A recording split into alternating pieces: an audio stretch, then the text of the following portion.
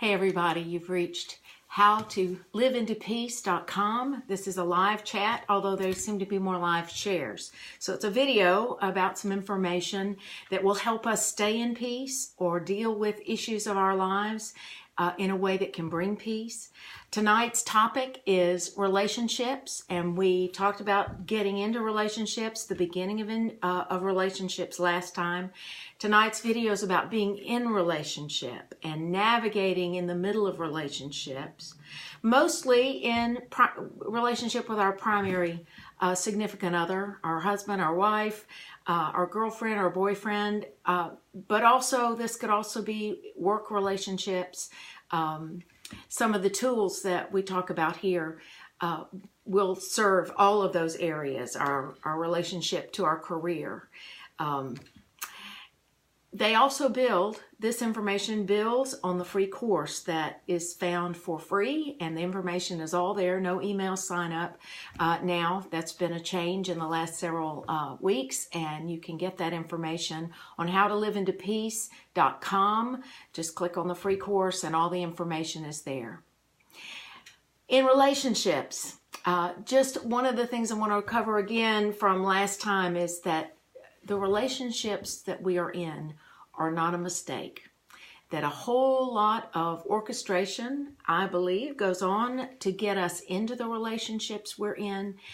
Some of that has to do with our family of origin. If you look at that imago theory we were talking about last week, that we have planted in our brains this image or imago, I-M-A-G-O, of our group of caregivers, whoever that might have been. It could be one person, in my case, mother, father, and older brother. Whoever was in that group helping us come into the world and being there early on, that is all of that synchronized together, blended together, their personalities, their treatment of us is our imago. And so what happens is we have an attraction to somebody who matches that imago. At an unconscious level, we are, our radar is out, and we are matching everybody we meet to this imago that is already unconsciously and deeply within us. That is the theory that I find to be true in my life. So that is from the work of Harville Hendrix. This is going to appear backwards. Getting the Love That You Want, Harville Hendrix, PhD. And some of the workshop material that he's done. There's also in Staying in Relationship. There's a workshop for singles that I attended years ago called Keeping the Love That You Find. And here's some more resource information for this particular workshop. It is from the Institute for Imago Relationship Therapy. Institute for Imago Relationship Therapy. And their 1-800 number is 1-800-729-1121. Some of these workbooks were done in the early 90s, but they had a group of people working and giving workshops across the country. So I'm pretty sure that they are still in business. This is the Keeping the Love That You Find logo, Keeping the Love That You Find. And I want to talk a little bit about what I learned in that particular workshop, which is fascinating. One of my counselors over the years says that relationships are like hands clapping, so that there are times in the relationship when you feel distant, and then there are times when you feel closer, that is a natural cycle in the relationship. And just a reminder that we're not talking about this cycle of abuse. We're not talking about trying to stay in a relationship that's abusive to you, certainly physically or emotionally or verbally.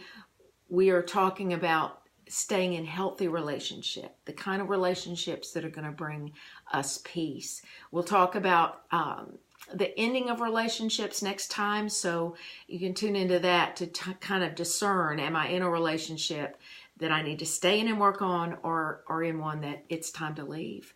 But we want to stay in those. Just because we're having difficulty, that's not a reason to leave. And to remember that there's orchestration behind our being in this particular relationship.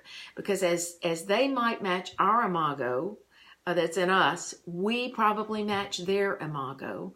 That may not be good news if you met the family, but that is how we attract each other.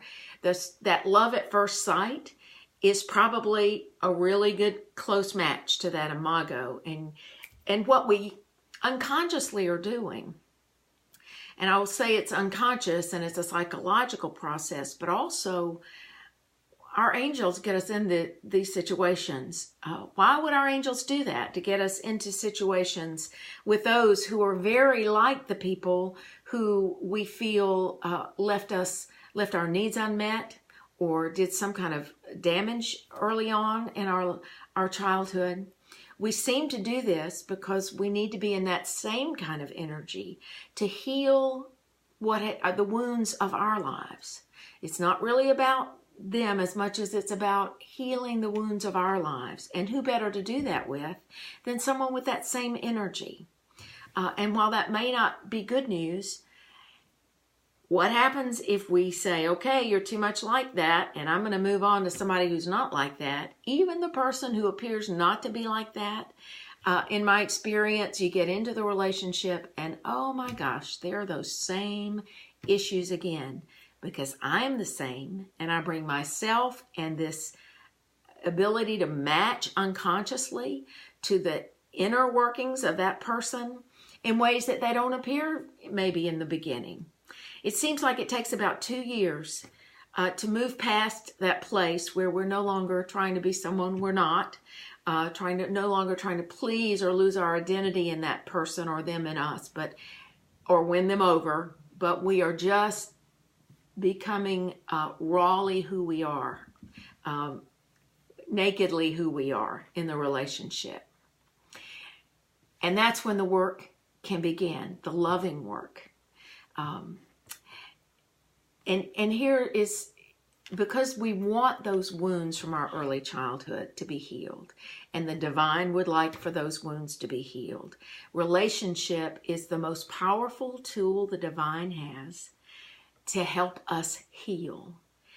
And we are the divine tool for the person we're in relationship to help them heal. Now tune in, stay here a minute so you can hear an example of how that works and why our reactions may not be loving in the beginning, maybe more reactive, but how when we really do love someone, and we really do love those who are imago matches to our early childhood experiences, that there's a way to navigate that with each other that will allow us to continue to heal and come into a more peaceful and healthy relationship with each other. So at this workshop, one of the things that we learned is that 80% of what I get upset about, and I've learned this in other places as well, 80% of what I get upset about has to do with my history, with how I define what their behavior means. 20% they've done something that triggers my stuff, but 80% of what I'm upset about is my stuff. That's not good news, but that is the truth. So because we have all of this information that comes from our past and definitions. So what does this look like? At this relationship workshop, one of the things the presenters did was they asked a couple to volunteer who had a particular issue they wanted help with. And this is the issue that they had. The woman in the relationship became truly painfully reactive when the husband was late coming home from work. If he didn't call, and then she was waiting, this became a ballistic response to his being late for work. And from his point of view, he was saying, I don't know how to deal with this. It makes me want to stay gone longer if I know that's what I'm going to greet when I come in. So the presenters began to work with her and say, tell us what this feels like. And she began to describe the panic and the inner workings of what happened when he began to be late. And here was the question that they asked that we can ask ourselves when we get upset. But here's what they asked. It was, what does this feeling that you get into, what does this remind you of from your childhood? Simple question. And the light came on for her, and she said, when my father was late coming home from work, my brother and I would get under the dining room table or we would hide. We knew what was going to come, because when he was coming home late from work, he was drunk and he would be physically abusive to our mother. So we knew when he was late, we were in for it. And that was what was being triggered in her when the husband didn't call, or when he didn't, when he came home from work late, period, but when he didn't call and let her know where he was or what time he would be home. Now he's thinking, this controlling woman, I can't deal with this. She has to know where I am every minute. But that truly was not what was going on with her. This inner stuff from her childhood was being brought up for her. Now, just the way they had been fighting this out was he became more resistant, she became more volatile. But once he knew, and he heard her say this was what was happening, he loves this woman, so he doesn't want her to get into that place. So now, is he willing to call? Is he willing to have a behavior change so that she doesn't get triggered to go into this panicked place that it's hell on earth? It is not peaceful. He doesn't want her to go there. Now, what happens when she feels heard and she sees that he's hearing her, then she can begin to work her way out of feeling panicked, because this is not her dad. But if she knows he's going to hear her and cherish her enough to not trigger that particular wound in her life, so that it becomes a new bleeding wound, and she has the panic she can't explain to him, but the childhood can explain. Most of the time, when we get into these kinds of things with our significant other, we're being orchestrated to heal something from our past, something from our childhood. And this person who loves us, understanding that, can step up, can make the call, can work out life so they are not home late, and then we can begin to heal. It's not a sense of controlling the person who's triggering. That's not what this is about. It's about healing the person who gets triggered by hearing them, by trying to do all that we can to help them through this early stuff and help them to recognize that it's not you, it is that early stuff that is being triggered. Once this couple realized that that's what was going on, he agreed immediately to a few things. Trying not to become late. If he saw he was going to be late 15 minutes or more, he would call, and then coming home and holding her and letting her know he is not the one who's going to bring this abusive response to her.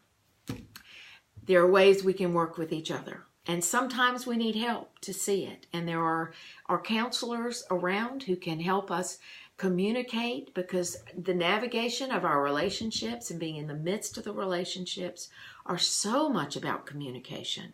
Communicate, communicate, communicate.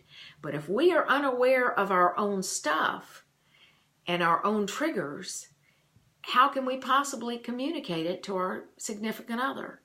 So we can come with compassion for our significant other, our relationship, our partner, so that they are able to be heard. And here's something that I learned from chaplaincy. If we come in with the argument, even when we know what's going on, say that person had come in with, I am not your dad, you need to stop thinking that, then the person becomes more and more stayed and standing their ground and volatile because they haven't been heard. in chaplaincy, if there was a person who was just sure that God was punishing them with a disease. That is not a part of my belief about the holy at all. But if I came in saying, you're wrong, that's not how our God behaves, that is not, here's some examples, they cannot hear that. But if you hear them, and by hearing doesn't mean you agree, but it means that you say, you're really feeling punished. Just repeating what they're saying. And I know that sounds trite, but that's the only way they know you've heard them. It's when you can say, this is what you're saying, and I'm hearing it. Tell me more about that. How do you figure that this, you can watch them move right out of that into a place where they are no longer in that stayed position. They can work their way out of it because they've been heard. It's the same is true in our relationship. So we need to be sure that we're hearing. Now, it's not always a good time to talk it through. So one of the suggestions in that workshop was to make an appointment and say, can I have an appointment with you to talk about a particular thing? And then maybe you have a behavior request that you want to make, a behavior change request that you'd like to make. Whatever it is that triggers your stuff, it triggers your fear, so that maybe they can understand. Because part of the process in this workbook, Keeping the Love You Find, that you'll get in that workshop, and maybe you can find them on eBay now, or maybe they're selling them, is that you'll always have that question. What does this feeling remind you of in your childhood? Because they're usually, so if you're making the request, you also got to be willing to go back and kind of look and see where this fear or where this reaction is coming from. 80% belongs to us. 20% is triggered. So when we know that our 20% is triggering their stuff, we don't have to become defensive. That's not going to help. We're not hearing them and they're not hearing us when everybody's defensive and standing their ground. Cooling off, taking a break, coming back and talking about my piece of this and letting you talk about your piece of this. Relationship is work. And it takes two people willing to go to that place that looks at some of the triggers and looks at some of the reasons we feel the way we do to begin with. That is the Harville Hendrix Imago Relationship Therapy work. And there's Getting the Love That You Want. That's a book that's available. Keeping the Love That You Find. That's the workshop and also another book. So that is one of the ways. There's tons of people out there who have relationship stuff to share. I'm sharing with you the things that in my life and the many relationship issues that I've had over my over 60 years. These are the things that have been really helpful and brought me to some insight. Another relationship specialist is Chloe Madanes, or Madanes, and she is Swiss or Swedish. She has that kind of accent, but it's CLOE with an umlaut, or that little thing, and Madanes. She has worked, she's somebody that Anthony Robbins has brought to the public, and again, it's a backwards thing, but Love and Passion, the Ultimate Relationship Program. Any premarital counseling or any counseling you do, there are 3 issues that generally cause problems in relationship. If there are problems, it's generally about one of these 3 things. Sexuality, money and how we handle money, children, how we raise children, how we blended families together. Those are the 3 things. So this workshop really covers the sexuality part of that. Also the others, the money. So there's a 10-day pack. And if you have 2 people who are really wanting to have the very highest energy, highest good relationship possible, this is this is some work for you.